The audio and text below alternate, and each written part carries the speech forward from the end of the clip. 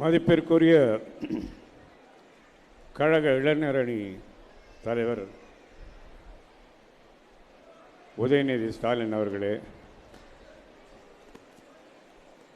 Marathon வீரர் மா சுப்பிரமணியம் அவர்களே, மேலும் மேடையில் அமர்ந்திருக்கும் என் சக கலைஞர்களே, இங்கே குழுமியிருக்கும் தாய்மார்களே, உங்கள் அனைவருக்கும் எனது மாலை வணக்கம். இன்று நமது மாண்புமிகு தமிழக முதல்வர் அவர்களின் பிறந்த நாளை அவரை வாழ்த்துவதற்காக நாம் எல்லாம் இங்கே அழைத்திருக்கிறார்கள். இந்த அரிய வாய்ப்பை எனக்கு தர வேண்டும் என்று நினைத்தவர்களுக்கும் இந்த வாய்ப்பை அளித்தவர்களுக்கும் நான் முதலில் என் நன்றிக்கு நந்த வணக்கத்தை தெரிவித்துக் கொள்கிறேன். ஒரு சாதனையாளரை எவ்வளவு பட்டியலிட்டாலும் நமது சாதனையாளர் மாண்புமிகு முதல்வர் அவர்களுக்கு ஈடாகாது. இன்று அவர் எடுக்கும் உறுதியான சில திட்டங்கள், அதாவது கொரோனா என்ற கொடுமையான ஒரு நோய் வரும்போது மக்கள் அதனால் பாதிக்கப்பட்டு உயிரிழப்பு ஏற்படும் போது தன் உயிரையும் பணயம் வைத்து மருத்துவமனைகளுக்கு சென்று நமது மா சுப்பிரமணியம் அவர்களோடு மருந்து வந்திருக்கிறதா, நோயாளிகள் எப்படி இருக்கிறார்கள் என்று விசாரித்து அவர்களுடனே இருந்து நமக்கு ஆக்சிஜன் ஷார்ட்டேஜ் ஆன போதும் வேக்சின் ஷார்ட்டேஜ் ஆன போதும் அதை எப்படி வரவழைத்து அதை மக்களுக்கு அளிக்க வேண்டும் என்று திட்டம் தீட்டி அது கொரோனாவை இன்று கொரோனாவை இருக்கிறதா என்று நம்ப முடியாத அளவுக்கு பல நடவடிக்கைகள் எடுத்து இன்றைக்கு நம்மை காப்பாற்றி இருக்கிறார் நமது தமிழக முதல்வரும் மா சுப்பிரமணியம் அவர்களுக்கு நான் நன்றி தெரிவித்துக் கொள்கிறேன். மேலும் எனக்கு ஒரு வாழ்க்கையில் கிடைத்த மிகப்பெரிய பாக்கியம் என்னவென்றால், கலைஞர்களுடன் பொன்னர் சங்கர் என்னும் படத்தை இயக்கும் வாய்ப்பை நான் பெற்றேன். அது என்னுடைய வாழ்க்கையில் நான் கிடைத்த மிகப்பெரிய அதிர்ஷ்டம் என்று நினைக்கிறேன். அவரோடு 5 வருட காலம் நான் நெருங்கி தினம் அவரிடம் சென்று இன்றைக்கு என்ன ஷூட்டிங் பண்ண போகிறோம், யார் யாரெல்லாம் நடிக்கிறார்கள், என்ன வசனம் என்பது போன்ற பல விஷயங்களை கலந்து பேசுவோம். ஷூட்டிங் முடிந்ததும் மறுபடியும் இன்று என்ன ஷூட்டிங் நடந்தது, நாளைக்கு என்ன நடக்கப் போகிறது என்பதை நாங்கள் விரிவாக விவாதிப்போம், பேசுவோம். அவருடைய அட்வைஸ் பிரகாரம் சில விஷயங்கள் செய்வோம். இசையமைக்கும் போது இளையராஜா இசைமை அனைத்த உடனே அது எப்படி இருக்கிறது என்று கேட்பார், அதை அவருக்கு போட்டு காமிப்போம். இன்று எடுத்த படத்தை உடனே பார்க்க வேண்டும் என்று அவளோடு இருப்பார். அப்பொழுது அனலாக், அதாவது ஃபிலிமில் தான் படம் இருக்கும், இப்போ மாதிரி டிஜிட்டல் படம் கிடையாது. நாங்கள் ஷூட்டிங் முடிந்த உடனே அவசரமாக இரவோடு இரவாக அந்த காட்சிகளை எல்லாம் டிஜிட்டலாக மாற்றி தலைவருக்கு போட்டு காமிப்போம். அவரும் சந்தோஷப்படுவார். அந்த மாதிரி நேரம் ஏன் இதை இங்கே குறிப்பிடுகிறேன் என்றால், ஒவ்வொரு முறையும் நான் அங்கே போகும்போது தளபதியாரை பார்ப்பேன். அவர் தந்தையின் பாசறையில் பயின்ற அந்த பயிற்சியை எப்படி என்று சொல்வது, இராணுவ பயிற்சி என்று சொல்வதா, அவர் உடன் இருந்து அவர் எப்பொழுதோ அவர் முதலமைச்சர் ஆகிவிட்டார்.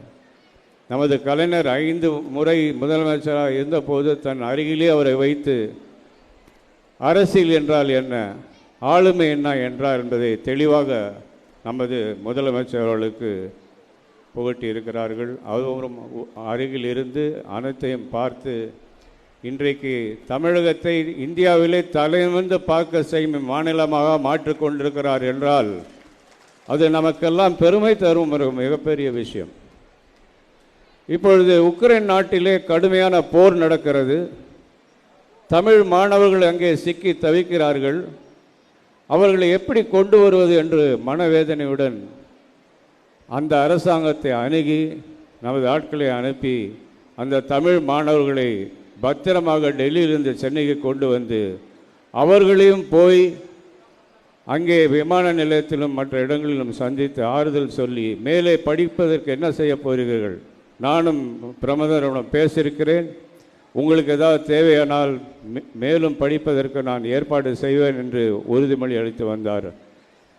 இதுவல்லவோ ஒரு முதல்வருக்கு, அதாவது மக்கள் மேல் இருக்கும் ஒரு ஒரு அதாவது அவர்கள் மேலே இருக்கும் பாசம், மக்களுக்காக உழைக்கும் ஒரு தலைவன் என்று நமக்கு கிடைத்திருக்கிறார் என்றால் அது மிகையாகாது. அது மட்டுமல்ல, ஒரு தமிழ் பற்று கலைஞரிடம் எனக்கு பிடித்தது. அதாவது பிரசாந்தை வைத்து நான் ஒரு படம் ஆரம்பிக்க நினைத்த போது அதுக்கு தமிழ் என்று பெயரை வைக்க நினைத்தேன். ஏனென்றால் எனக்கு தமிழ் மீது இருந்த பற்று.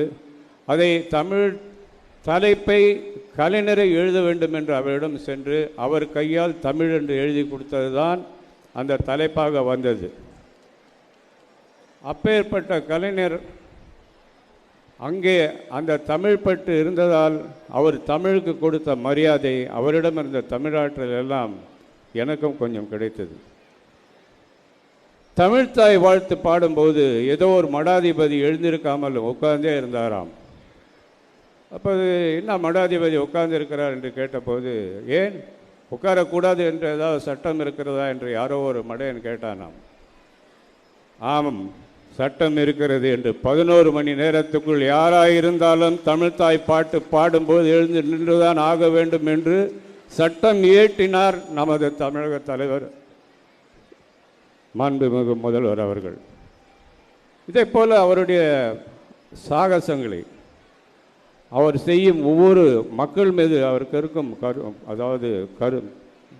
ஒரு பாசம், அதற்காக அவர் என்ன இரவு பகல் பாராமல் கலைஞரோடு இருந்தபோது சூரியன் காலையிலே எழுந்திருக்கும் நேரத்துக்கு முன்பாக எழுந்து விடுவார். இரவு வெகு நேரம் களப்பணி, குடும்பப்பணி, கழகப்பணி, எல்லா பணிகளையும் அவர் தலைமையில் ஏற்றுக்கொண்டு திறமையாக செயல்பட்ட ஒரு முதல்வர் நமக்கு. அவர் வழியிலே இன்று அவர் பாணியிலே இன்னும் கடுமையாக உழைத்து நம்மை எல்லாம் வேறு லெவலுக்கு கொண்டு செல்லும் தமிழக முதல்வர் நமக்கு கிடைத்திருக்கிறார். அதாவது இன்று 3வது அணி இந்திய அளவிலே உருவாக போகிறது. வரும் தேர்தலிலே என்னுடைய ஆசையெல்லாம் நமது முதல்வர் மாண்புமிகு ஸ்டாலின் அவர்கள் இந்திய பிரதமராக வர வேண்டும் என்பதுதான். இது இன்று இங்கே பேச வேண்டும் என்ற எண்ணத்தில் சொல்லவில்லை. அவரது ஒவ்வொரு நடையிலும் ஒவ்வொரு செயலிலும் நான் வேறு ஒரு தலைவரை பார்க்கிறேன். மக்களுக்காக உழைக்கும் ஒரு தலைவனை பார்க்கிறேன்.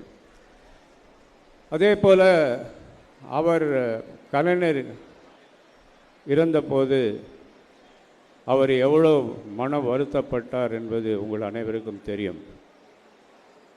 அவரை மெரினா கடற்கரையிலே அடக்கம் செய்ய வேண்டும் என்பதில் எவ்வளவு உறுதியாக இருந்தார் என்பது உங்களுக்கு தெரியும். அது நடக்காத அளவுக்கு எவ்வளவு தடுக்க முடியுமோ அதை தடுப்பதற்கு நிறைய பேர் இருந்தார்கள், செய்தார்கள். ஆனாலும் அவர் விடாது எங்கெங்கெல்லாம் போக வேண்டுமோ சென்று கலைஞரை மெரினா பீச்சில் கடற்கரையை அடக்கம் செய்த ஒரு மாபெரும் தலைவன் நமது மாண்புமிகு முதல்வர் அவர்கள். அந்த மெரினா கடற்கரையிலே கடற்கரை எழுத்த மாதிரி ஏகப்பட்ட அரசாங்க அலுவலகங்கள், தேவையில்லாத மைதானங்கள் இதெல்லாம் இருக்கிறது. அதையெல்லாம் அகற்றிவிட்டு அங்கே ஒரு நல்ல, அதாவது உலகத்திலேயே 2வது லாங்கஸ்ட் பீச், நீளமான பீச் என்ற பேர் மெரினா பீச்சுக்கு உண்டு. இந்தியாவிலே நீளமான பீச் மெரினா பீச்சுக்கு உண்டு. இன்றைக்கு சுற்றுலா பயணிகள் மலேசியா போகிறோம், சிங்கப்பூர் போகிறோம், ஏன் தமிழ்நாட்டுக்கு வரக்கூடாது? அதை செய்வதற்கு நமது முதலமைச்சரால் மட்டும்தான் முடியும். உடன் இருக்கும் அவருடைய தளபதிகள் அவருக்கு துணை இருந்து இதை நிறைவேற்றுவார்கள். அந்த மெரினா கடற்கரை பீச்சு சுற்றுலா பயணிகள் வரும் அளவுக்கு மல்டிப்ளெக்ஸ் காம்ப்ளெக்ஸாகவும் உணவகங்களாகவும் பலவித கேளிக்கை வசதிகளோடு இருக்க வேண்டிய நிலங்களாக மாற வேண்டும் என்று கேட்டுக்கொள்கிறேன். அது மட்டுமல்லாமல் இன்றைக்கு ஆங்கிலேயர் ஆண்ட காலத்தில் இருந்த பெயர்கள் எல்லாம் நாம் பல இடங்களில் மாற்றிவிட்டோம். இங்கே மெரினா கடற்கரையிலே ஒருங்கி கொண்டிருக்கும் கலைஞருடைய அந்த பீச்சுக்கு கலைஞர் கருணாநிதி என்ற பெயர் வைக்க வேண்டும் என்று, அதற்காக தமிழக முதல்வர் கண்டிப்பாக இதை நான் ஒரு வேண்டுகோளாக வைக்கவில்லை. இது தமிழக மக்கள் அனைவருமே விரும்பக்கூடிய ஒரு விஷயம். மெரினா பீச்சு கடற்கரை கலைஞர் கருணாநிதி பீச்சாக மாற வேண்டும். இதற்குண்டான வேலைகளை கண்டிப்பாக நமது முதல்வர் செய்வார். என்னுடைய விருப்பத்தை நிறைவேற்றுவார்.